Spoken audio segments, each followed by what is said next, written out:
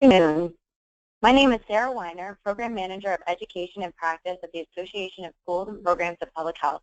Thank you for joining us for today's ASPPH Presents webinar, How Academia Can Support Governmental Public Health Departments Through Training as Seen Through the Lens of Public Health Preparedness.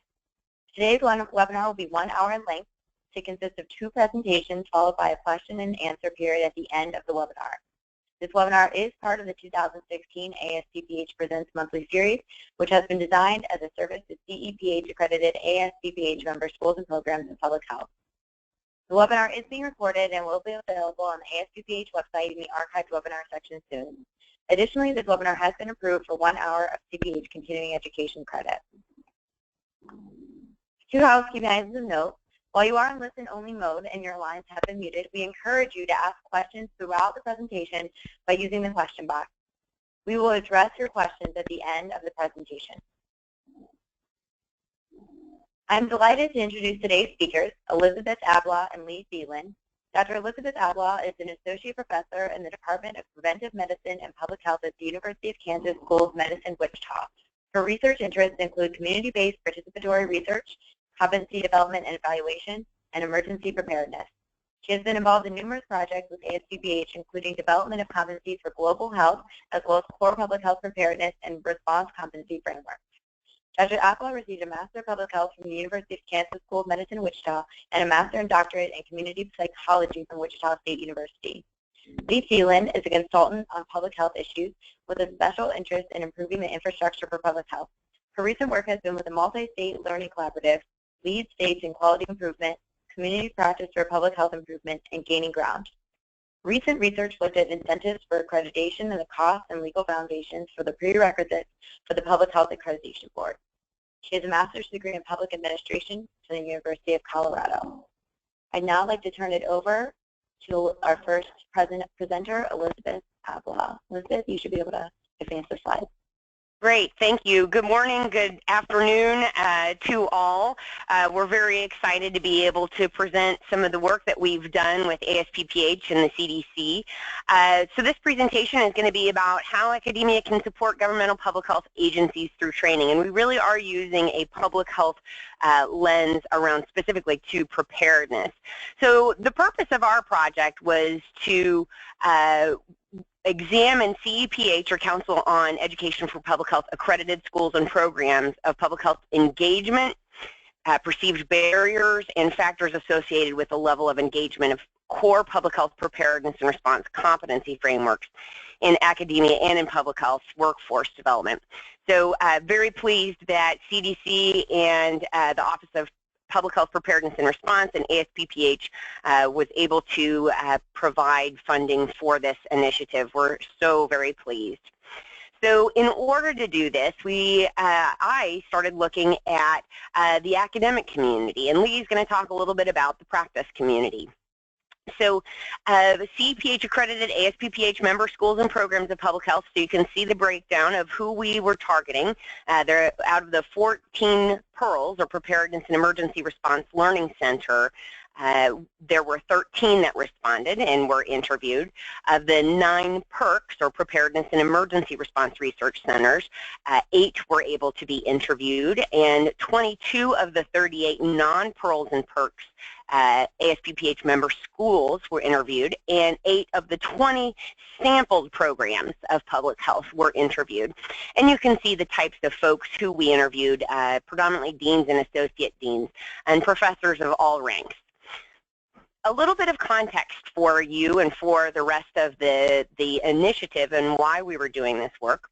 We know that after September 11th, 2001, there was a lot of federal funding that became available so that preparedness could be developed among all agencies and organizations, including public health. And this was really a great opportunity for the public health world. When we see the expectation of agencies to respond, that really came from Department of Homeland Security, the Target Capabilities List, which we'll talk about. But the expectation is really that agencies would respond. The expectation for individuals, that need was really filled at a different time point in December of 2010, and that was predominantly through this work that we're going to discuss, the public health preparedness and response competencies. So just a quick snapshot to remember the capabilities document that we're talking about, the national standards for state and local planning. So these capabilities were designed to assist state and local health departments to assist with their strategic planning. And you can see the capabilities here from biosurveillance to community resilience, mitigation, and information management and surge management. So just a quick point to differentiate between capacity and competencies. Capacity is really what the organization is able to do, whereas competencies, that is really based on what the worker or the individual is able to do. So we have this national guidance about what capacity of the organization is supposed to do, but we really didn't have guidance until CDC and ASPPH were able to come together and develop these frameworks with content experts from across the country and internationally. So competencies, that's really where we're focusing our time, and that is they're defined by a cluster of knowledge, skills, and attitudes, or KSAs, that affect a major part of one's job. So looking specifically at roles and responsibilities of individuals. And we know that these can then have some sort of, these are some a standard that can be measured against one's performance. So we'd be able to see, for instance, if training or through some type of exercises that people are then better prepared or better able to perform their specific functions.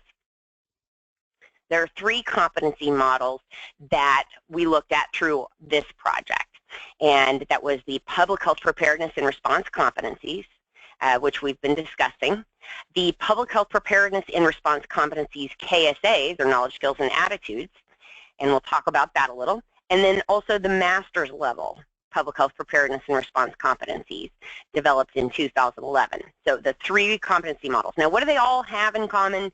All of them are aligned to align with the DHS target capabilities list, spanning all missions from prevent all the way to recovery.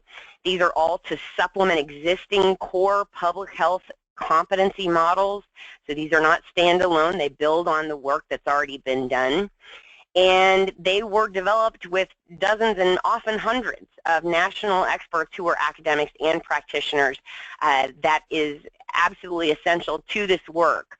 A lot of Delphi processes and modified Delphi processes to result in these outcomes.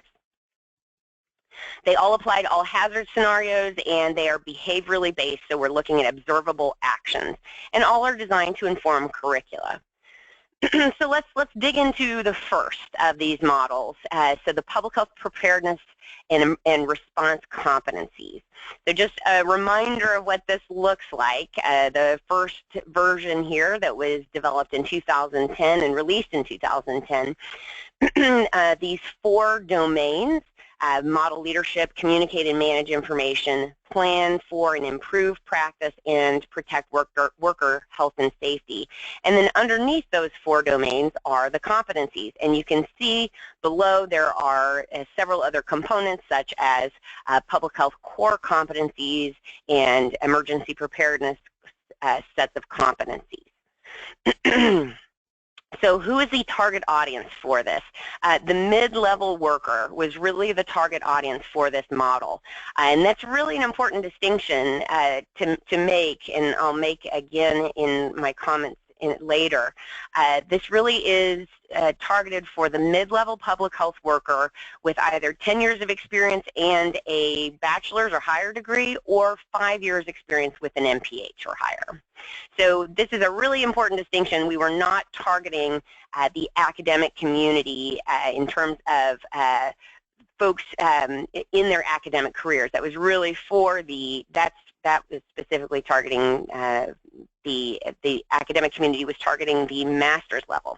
So this is really for the mid-level worker. Public health preparedness competencies and response competencies. So the PERLs and the PERRCs. So of those folks that we had, of the respondents from the PERLs and PERRCs, 100% reported being aware of the competencies and 100% reported using the competencies, including for their graduate school. So again, that distinction that was being made, that I made just a bit ago. Among the non-PERLs and non-PERRCs schools and programs of public health, about 60% were aware of the competencies, and many of them were using competencies for graduate school as well. So let's dig a little bit into the KSAs. So again, the KSAs, the knowledge, skills, and attitudes, were developed to build on top of the competencies that were developed earlier. So you'll see here the list of the 4 domains and the number of competencies under each domain, and then the number of KSAs, or knowledge, skills, and attitudes that were developed for each of those competencies. The KSAs were designed by the PERLs. And it is really the intent of KSAs is to improve and standardize training so that everyone has similar training and that we're able to have a standard upon which that we would be able to measure performance. So what did we learn from our study? Among the PERLs and PERRCs, 73% reported being aware of the KSAs. Many reported using the KSAs, including, again, for their graduate schools, and some reported being unfamiliar with the appropriate use. What am I referring to in terms of appropriate use? Again, the concept of which application as to which competency set is appropriate for which audience. Excuse me, but also appropriate use in terms of what are you supposed to do with them? So they're there. How do you apply them? I see that there's a model and there are these KSAs, but what are the next steps? What am I supposed to do with this? From the non-PERLs and non-PERRC schools and programs, 67%, so almost the same, but they were not aware of the KSAs. The clear majority were not aware of the KSAs, and so obviously not using them. So looking at the master's level public health preparedness and response competencies that were developed in 2011. So you see here the 5 domains, and under those 5 domains are the 22 competencies, and again, underneath all of that, you can see the MPH core competencies that really are to be, that's the foundation or the base upon which could be built. So the master's level competencies defined as core knowledge, skills, and abilities necessary for a student to demonstrate upon completing a master's or graduate certificate in public health preparedness and response. So to prepare the students for the workforce. Among the PERLs and PERRCs, 81% reported being aware of the competencies, and 56% reported using them in their graduate schools. There was not as much confusion the other way, in other words, using these master's level competencies toward the workforce. That tended to not be the case. It was really the other way around. Non-PERLs and non-PERRC schools and programs, 53% were not aware of the competencies. So just to kind of get an idea about the public health workforce and what we were seeing in terms of offerings for the public health workforce, a lot of these, the courses, again, not for academic credit, were really the predominant mechanism for PERLs and PERRCs and the non-PERLs and PERRCs. Same thing with exercises, and then thereafter was a preparedness certificate. And again, this was not a preparedness certificate for academic credit. I would like to point out, I think it's probably pretty clear by now, there was a difference in timeline in the way that this is rolled out, so that likely is contributing to some of the different uses of these models. So for instance, the public health preparedness and response competencies were developed in 2010. The capabilities were developed in 2011.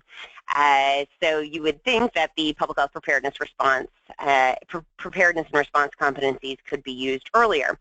The master's level were developed thereafter, so November 2011. So you can see why probably a lot of folks were using the original set of competencies, even though they were designed for the mid-level worker. And then the KSAs were developed by the PERLs in 2012.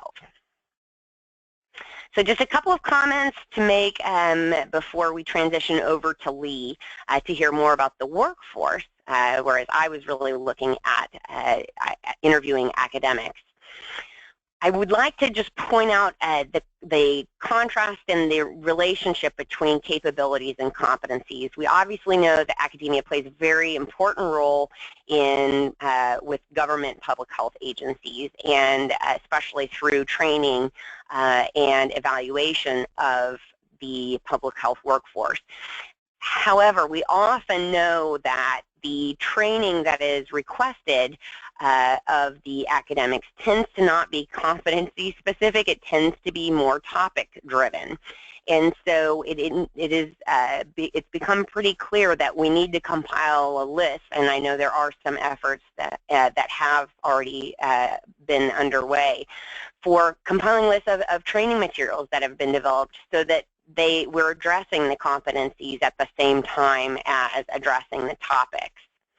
And we obviously need to be making room for competencies within the capabilities, and I know many crosswalks have been developed, and we need to have some standardized crosswalks to help with that. Lack of funding is definitely a critical driver with this work. When I would complete the interview, I would ask about you know, how this has changed, or if there anything that was other comments they wanted to make. And faculty would usually say, you know, we really have a hard time working with government folks now at this point because they don't have a lot of funding, and it's hard for us with our own faculty to be able to justify doing this work because we don't have the salary support for it, which is obviously a very large barrier to continue to do this work. In thinking about our partners, we know that obviously the academic community needs to continue partnering with the practice community. Both are having the same goals in the end, and we really just need to make this easy, very easy for folks to be able to develop materials and really use the training materials that have already been developed.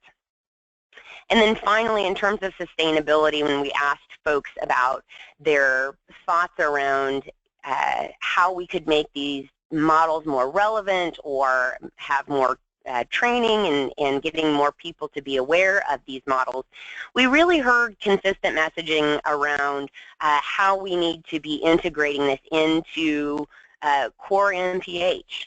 That if this were part of either accreditation or a core MPH requirement, then this would be consistent and it would not be based on funding. But the fact that this is really sort of superfluous, you know, in terms of the funding model, it really doesn't translate into a consistent need through curriculum. So there was a really interesting piece that came out that we really need to not have this just be related to federal funding. So I will stop here. I know we'll take some questions at the end. And Rachel, I'll turn this over to you to get it to Lee. Great. Thank you so much, Elizabeth. I am going to turn it over to Lee. And Lee, I believe that you should be able to advance the slides and begin your presentation. Oh. Okay, we're good. We're good. Hi, everyone. So there were two studies going on at the same time. And while Elizabeth was talking to people in the academic community, I was talking to people in the practice community. And the idea was to get feedback from both state and local public health governmental agencies about the use of various competencies and other tools in preparedness. So I had wonderful discussions, and I would say all of them were absolutely delightful, with the people who were responsible for training in public health preparedness at 10 state health departments and 20 local health agencies. And those agencies were picked with an idea of getting around the various geographical areas and various sizes of agencies. Let's see here if we can move again. Okay. So let me see, did I do too many here? I'm sorry. I'm going to have to, there we go. To understand the environment, first of all, and Elizabeth did a good job of talking about the funding and when things happened, what you have to remember is that virtually all public health preparedness funding is federal. There's a tiny amount of state money that has been identified, but it's very small. and local agencies usually get their money through the state, but it's federal money. The contracts are very specific, and they're based on the responsibilities of meeting federal requirements that the state has incorporated. So if you think in terms of what is the driving force for how preparedness is done, it is absolutely the federal government and how they are requesting that the funds be spent and that activities occur. And that's very important to understand. So the good thing about this heavy reliance on the federal government is that it has led to a greater level of consistency. So you have higher consistency in preparedness activities, training, and expectations than you do in almost any other public health program. If you were to take a chronic disease, for example, or how people are handling other issues in the public health arena, you'd see things just all over the map, and depending on what pressures they're under, what challenges they face in their local communities or in their states. Here it's very consistent. The variation occurs tailoring exercises mostly and who's involved with partners to local threats, because some people have to worry about hurricanes, some people have to worry about floods, etc. There are some federal trainings that are widely used, incident command system, for example. And one of the things to think about in this tailoring of the competencies to a certain level of the workforce is that a lot of preparedness training goes very deep. And in some cases, basic courses are taken by every single staff member. It doesn't matter whether you're the janitor, whether you're the receptionist, whether you are the person who's going to go out in the field with the radiation equipment, you're going to be getting the same basic courses. The other thing that's been different about EPR and other training is that online became much more widely accepted because it was a way to get training to people in a really efficient way. So who's been getting trained? Yeah, key staff, all staff, we talked about that, but also the state and local people are setting up, or have been setting up, because this information is, of course, what they've been telling us, with their partners. Now, who are those partners? They can be the fire department, the police department, the people who are in charge of long-term care facilities, the tribes. Mental health is a big player. It's a new set of partners for public health, and it's a very important set of partners for public health because this is a whole different arena that they're used to playing, than public health's used to playing in. So, training assessment surprises. Now, I know this is probably heresy to the academic community, but most public health agencies do not do training needs assessments. They don't do them in general, and they don't do them for public health preparedness. And we'll talk about why in a minute. Of the state agencies, 4 had not done an assessment of stakeholders or staff. 3 had done one in the past, but had no recent data. So basically we're talking about 7 out of 10 basically did not have current data at all. And of the local health agencies, only 5 had done an assessment. In other words, most of them had not. So what drives training decisions if it's not training assessments? Well, first of all, let's take a look at what's driving training decisions. Contractual requirements are absolutely first. After exercises, or even worse, after real events, there are these after-action reports that show where there are weaknesses. And those are very strong indicators of where the agency needs to make changes and do things differently, learn more.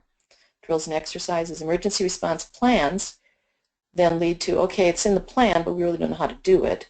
And then the other part is a stakeholder request. If the fire department says we really need to work on this, they're going to respond to that as an important piece of information.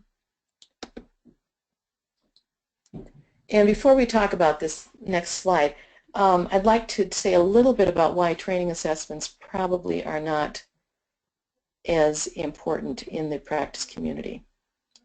And that has a lot to do with the self-assessment of what's needed not being a real driver compared to what key leaders think is necessary. And those key leaders are going to be driven by their sense of, again, what is the agency need, the agency's capabilities. A different way to look at things. So both the practice community and academia benefit from good working relationships, and these 30 that I interviewed showed that. 9 out of 10 state agencies had a relationship with one or maybe more academic institutions, often schools of public health, often training centers, sometimes other than schools of public health. 13 of the local agencies also had a relationship with an academic institution. So that's pretty high. So what is a practice community? You have to look at this both ways. So the practice community does things for academia, just as academia does things for the practice community. So in these interviews, they said, well, we're sitting on their boards and committees. We're designing public health disasters for their for the exercises for their students. We're training students on EPR software. We're providing student practica. We're providing internships. We teach classes at the schools. We give lectures at the schools. So the practice community really feels that they're giving as much as they're getting. Now, on the other side, what are they getting? The academic community has been providing training, assessments, partnering in exercises, on-site training, often at the local level, and some joint programs that were also pointed out. Now, I'm not saying this is all. I'm just saying this is what the 30 people I interviewed gave us the most important things that they were doing. So additional findings. The public health and response core competency model is not generally used by the practice community, and that's true at both the state and local level. Capabilities, however, drive training exercises, and they drive training and they do drive exercises. The contracts incorporate these. The funding is totally linked to the capabilities. I was asked to probe a couple other things, and one was whether there was an interest in the practice community on the development of a curriculum guide on preparedness. And they were given many topics to look at, to decide what might be useful if they were to ask academia and the federal government to fund a curriculum guide for preparedness. These 3 were the major needs that were cited: model leadership, protect worker health and safety, and how to communicate and manage information. Also, they understood that linking the competencies with capabilities would make those competencies more relevant. And finally, I'd like to make a note about accreditation as a strong driver. I was really surprised. All of the state health departments, 10 out of 10, and most of the local health departments are at some stage of becoming accredited through the Voluntary Public Health Accreditation Board. So when one is looking at how to work with and meet the needs of the agency that you might have a partnership with, it's very important to ask where they are on this accreditation journey, because one thing, for example, is that often preparedness is used as documentation for meeting various standards, and there are standards that are directly related to preparedness. So these are my gentle suggestions to the academic community. If you want to be useful to the practice community, if you want to be seen as a key partner, I think these are all important. Recognize the incentives that drive the practice community. Continually reinforce the two-way benefits of the practice in academic relationships. For example, maybe you're really comfortable sending your folks over for practica or internships, but have you really thought to ask them, okay, what can we do for you in return? That should be part of the discussion. I mentioned before the issue of key informant interviews. I would say they're much more useful than needs assessments in deciding what kind of planning, what kind of training is going to take place within the agency. And you know who the players are. They're the key managers or the key supervisors or the leadership, and in some cases noted professionals in a particular area. Talking to them will probably give the best indication of what that agency will support, whether it's supporting it through financially, in other words, paying an academic organization to do it, or supporting it through encouraging their people to be involved. Again, you really need to think about developing and using tools that support the obligations of the agencies, not a perceived need, but what are the actual obligations of the agencies. And these are going to change. We're going into some new times, so they always have to be updated. So with that, I will turn it over. I believe I'm done. Thank you. Wonderful. Thank you so much, Elizabeth and Lee. I want to remind all the audience members that they can now ask questions by submitting their questions through the question box. And let's see, one of the first questions is, what would you recommend regarding academia working with the practice community and improving the relationship between them? Lee, you mentioned a few things. Can you elaborate on the tips that you mentioned earlier? Yeah, and I'm going to pull a little bit on my experience here too in working, and I've loved working with academia, but I'm a practice person. So I'm trying to look at both sides here. And one of those is that if you are a key player in the School of Public Health and you want to be useful to the practice community, then you should have some probably group of people or at least one or two key people in the governmental agency that you're working with, whether it's a city or a county or the state, and meet with them regularly. By that I mean you go out to coffee, you go out to lunch, whatever it is, and say, what do you need? Here's what I need. What do you have for resources? Here's what I have for resources. What could we get? How could we together get more resources for things that we both want to accomplish?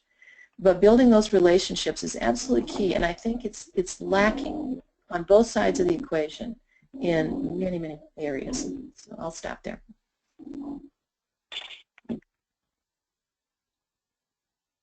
Wonderful. That's wonderful advice and a good reminder, I think, to everyone.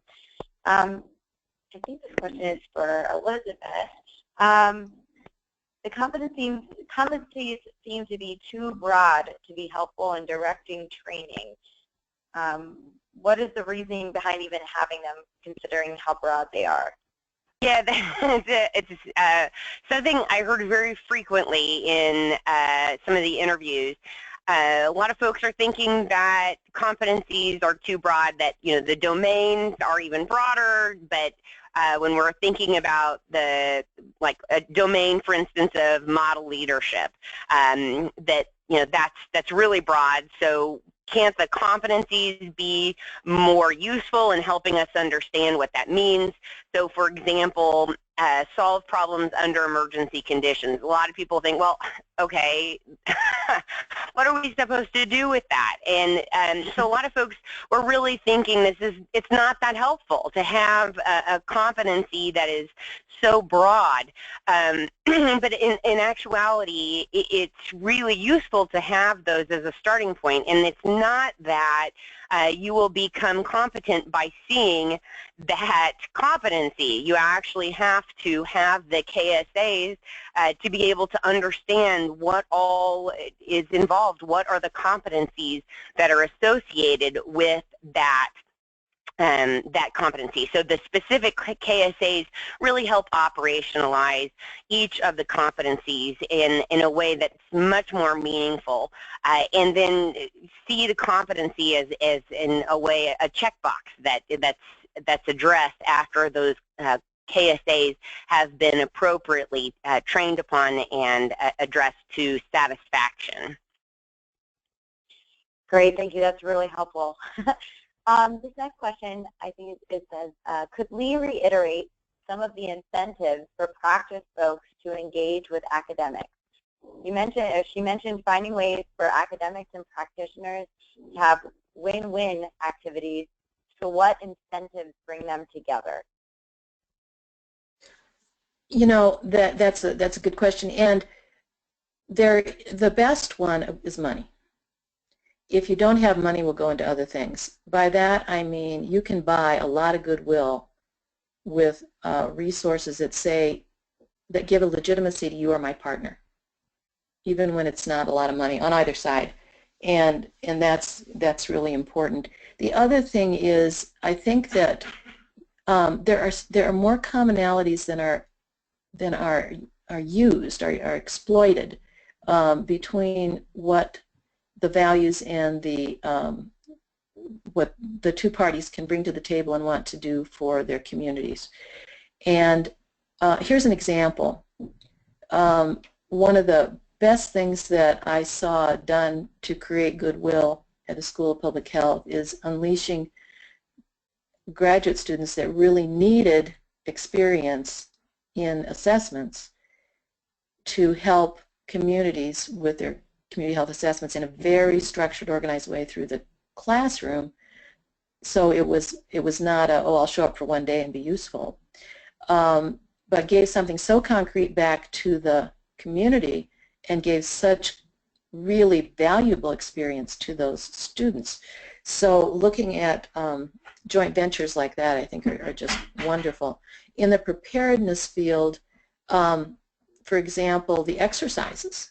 How can academia be involved with those exercises? Because they're going to happen. They're required to do them on a regular basis.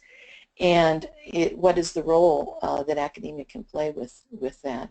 So looking for how can you help me, but then how can I help you is really the key. Great, thank you, Lee. The next question, were any professional health educators, CHES or MCHES, involved in the process? Can you speak to the value of including these professionals in helping to achieve the goals and objectives? This is Elizabeth. It's a great question. I'm not thinking through all of the professionals that were included, but I would be surprised if they were not. I know that the folks who were involved, and truly for I think especially for the public health preparedness and response competencies that was dedicated for the mid-level worker that was designed and released in December of 2010, there were academics and public health professionals who were developing those and had a lot of training and already obviously expertise prior to any sort of training around competencies and KSAs and how these are to be built into learning objectives. So it's a fantastic question. I don't have all of the expertise among the folks who participated at the top of my brain, but I would be very surprised if they were not included. This is Lee, and I just want to make a comment about preparedness and the professions. Preparedness came new into public health, and when you talk to people who are in the key positions, as I had the privilege of doing, some of them come from fire, police, military, and some of them are nurses. I suspect some are coming out of health education. They're coming out of laboratory backgrounds. It is one of the most varied professional range you'll find in anything in public health. So I'm just adding that. Thank you, Lee, and thank you, Elizabeth. Next question, I guess it's sort of related. Do these plans consider EMS as a partner or together with public health workers? I can take that one. EMS is a partner, and also the health department is expected both by the their own leadership, but also through the state and federal expectations, that they will be directly involved in incident command. They will be directly involved in plan developments that often are running through emergency management, and will not be just, oh, you call us if something happens and maybe we can help, but to be directly involved. Now I'm talking about emergency management services. Now as far as if you're talking about EMS in the sense of the emergency services through hospitals, they are also players, of course, but they would be considered partners. Great, thank you, Lee. This next question, Lee and Elizabeth, since most funding for preparedness is federal, do you see potential federal funding for developing curriculum guides based on the 3 domains of interest to the practice community? I can start with that one. This is Elizabeth. I think it's a great point. I think that there is a need and there's definitely interest for that. Before I would get to that, I would actually, I think, a call for federal entities to work with one another. I don't believe that it always needs to be the responsibility of the local or even state communities to try and figure out how to make the capabilities and the competencies mesh. I think that that can happen at a higher level, and that can be implemented with the assistance of some learning guides. And I think that would be exceptionally useful and very appreciated by a lot of academics and the practitioners themselves. Great, thank you. And another question, we still have a little bit of time. What do you attribute the significantly increased knowledge and use of the competency models among PERL and PERRC?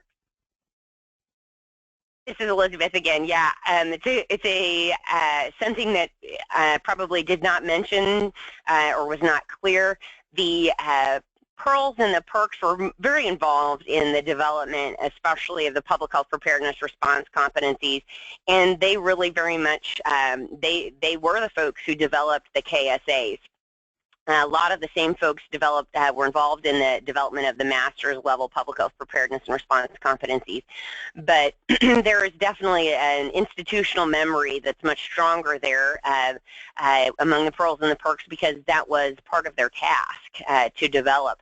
Now, obviously, there were some who were not there at the time, who are currently working at a PERL or a PERRC, and so we did see some of these as the web attendant identified, that there were some folks who were in the PERLs and the PERRCs. For instance, I think it was 73% reported being aware of the KSAs among the PERLs and the PERRCs.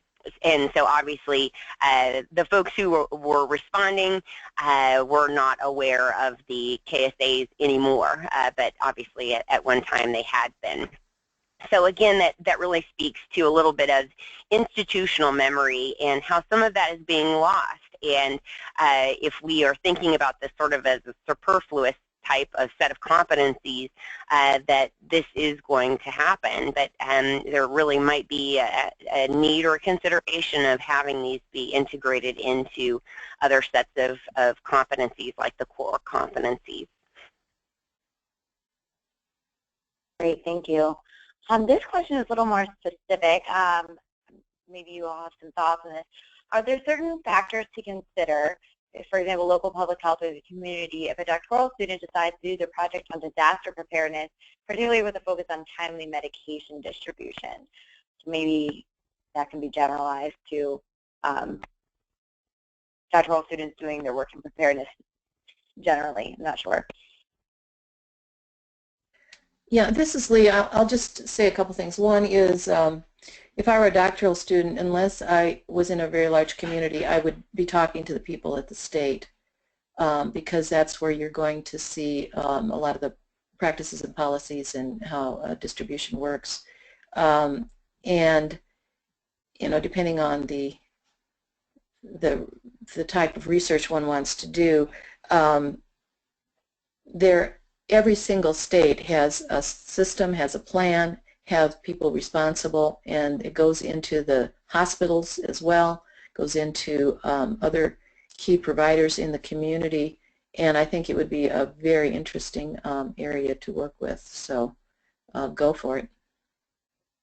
This is Elizabeth.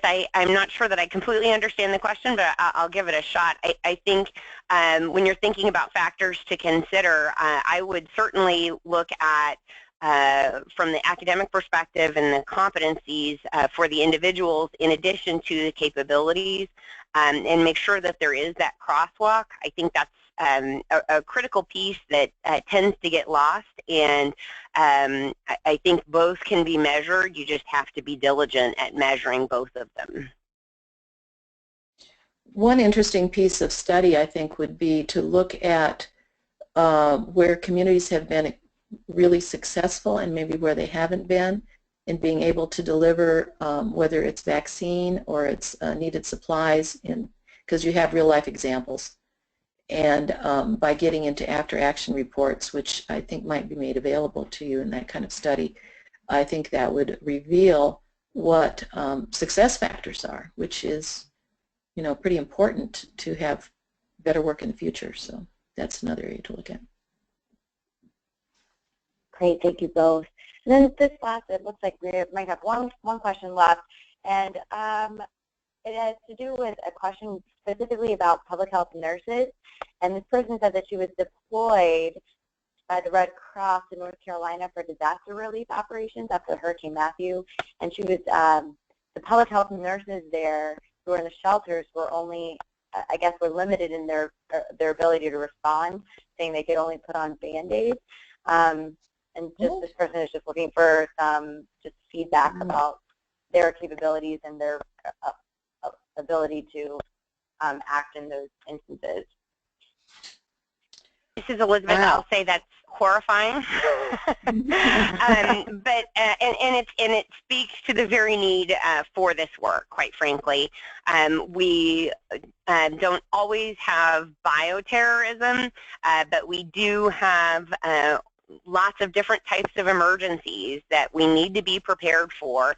And although that's great that they can apply Band-Aids, there are many other functions that public health as a discipline in terms of, again, capabilities and what the individuals need to be prepared to be able to perform. Yes, I think it's a fantastic example that this is really relevant work, that it's not something that's superfluous to the work of public health, and we really do need to continue to work on standardizing our competencies in addition to the organization's capabilities.